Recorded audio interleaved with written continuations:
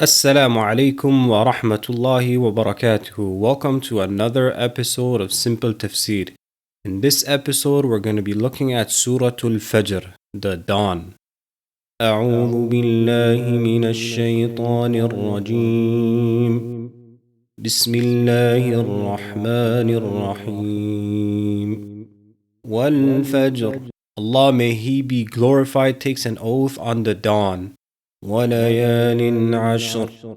And he takes an oath on the first 10 nights of Dhul Hijjah. وَالشَّفْعِ وَالْوَتْرِ. He also takes an oath on the odd and even of things. وَاللَّيْلِ إِذَا يَسْرٍ. And he takes an oath on the night when it arrives, continues and goes away. The complement of these oaths is, you will definitely be taken into account for your actions. هل في ذلك قسم لذي حجر. In any of the aforementioned, is there any oath that benefits the intelligent one? ألم تر كيف فعل ربك بعاد.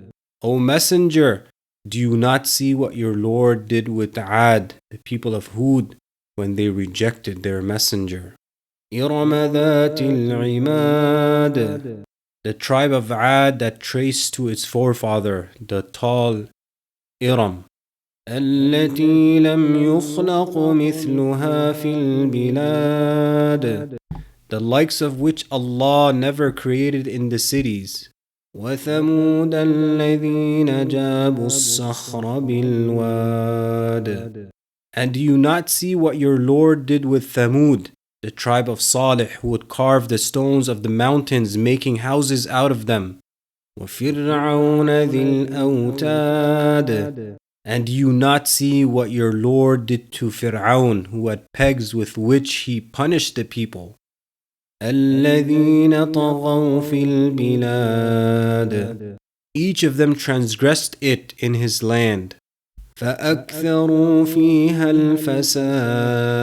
الْفَسَادِ. They caused an abundance of corruption due to spreading disbelief and sins. فَصَبَّ عَلَيْهِمْ رَبُّكَ سَوْطَ عَذَابٍ.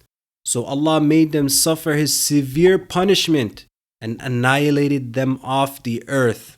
إِنَّ رَبَّكَ لَبِالْمِرْصَادِ. O Messenger, indeed your Lord watches over and observes the actions of the people, so He can reward those who do good with Jannah and whoever does evil with the hellfire.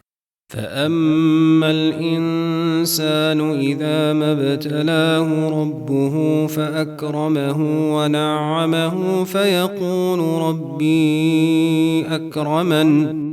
Because the nations Allah destroyed were blessed with power and strength. Allah explains that blessing them with such is not proof of His being pleased with them.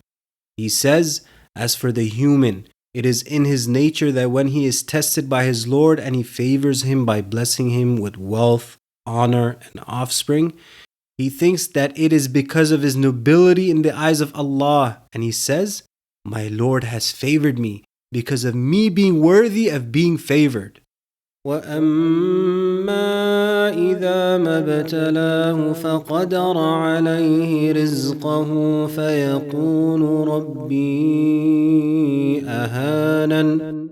And as for when He tests him by restricting his sustenance, he thinks it is because of his insignificance in the eyes of his Lord, so he says, my Lord has disgraced me. كلا بل لا تكرمون اليتيم. Never, it is not as this human thinks, that favoring is proof of Allah being pleased with His servant, and that hardship is proof of the servant's insignificance in the eyes of his Lord.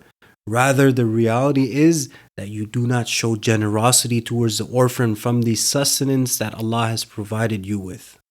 ولا تحاضون على طعام المسكين. Neither do any of you encourage the other in feeding the poor person who cannot find anything to consume. وتأكلون التراث أكلا لما. You relentlessly devour the rights of the weak. without any consideration for its permissibility. وَتُحِبُّونَ الْمَالَ حُبًّا جَمًّا, and you intensely love wealth, being miserly and spending it in the path of Allah due to your greed of it. كَلَّا إِذَا دُكَّتِ الْأَرْضُ دَكًّا دَكًّا. These actions are not befitting of you. Remember when the earth will be moved vigorously and shaken. وَجَاءَ رَبُّكَ وَالْمَلَكُ صَفًّا صَفًّا, and your Lord will come, O Messenger, to pass judgment between his servants, and the angels will also come arranged in rows. وَجِيءَ يَوْمَئِذٍ بِجَهَنَّمَ يَوْمَئِذٍ يَتَذَكَّرُ الْإِنسَانُ وَأَنَّى لَهُ الذِّكْرَى. And on that day hell will be brought with it, having 70,000 reins, each rein being pulled by 70,000 angels. On that day the human will remember his shortcomings in the rights of Allah, but that remembrance on that day will not benefit him in the slightest, because it will be a day of requital. يقول يا ليتني قدمت لحياتي. He will say out of intense regret, if only I had sent forth good deeds for my life in the hereafter, which is the real life. فَيَوْمَئِذٍ لَا يُعَذِّبُ عَذَابَهُ أَحَدٌ. On that day no one will punish like the punishment of Allah, because the punishment of Allah is most severe and lasting. وَلَا يُوثِقُ وَثَاقَهُ أَحَدٌ.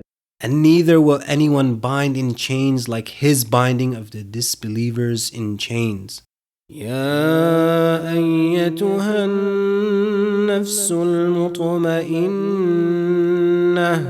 After Allah mentioned the punishment of the disbelievers, He mentions the reward of the believers. He says, as for the soul of the believer, it will be told at the time of death and on the day of judgment, O the contented soul with faith and good deeds. ارجعي إلى ربك راضية مرضية. Return to your Lord, pleased with Him because of the abundant reward you will receive. And with Him may He be glorified, being pleased with you because of your good deeds. فَادْخُلِي فِي عِبَادِي. Now enter along with my pious servants. وَادْخُلِي جَنَّتِي. And enter with them into my paradise, which I have prepared for them. So I want to quickly touch on 3 points. If we notice in the Quran, Allah subhanahu wa ta'ala, He repeats things over and over and over. Because the way we are, the way human beings are, we don't get it on the first time. And in order to condition us, it needs to be told over and over. We need to practice it over and over and over until that becomes a part of us, until that becomes our identity, until we are able to implement and act upon the Quran. The second thing is, people, they think that if Allah subhanahu wa ta'ala, He gives a person in abundance, that means that Allah is pleased with this individual. And if He restricts His bounty from somebody, then that means that Allah is displeased with them. But this is not the case, because Allah giving or not giving is not a sign of His love for this individual. But the sign of His love is the giving of Iman, the giving of faith. When Allah gives a person faith and gives him steadfastness on top of that, that is the sign that Allah is pleased with this person, that Allah loves this individual.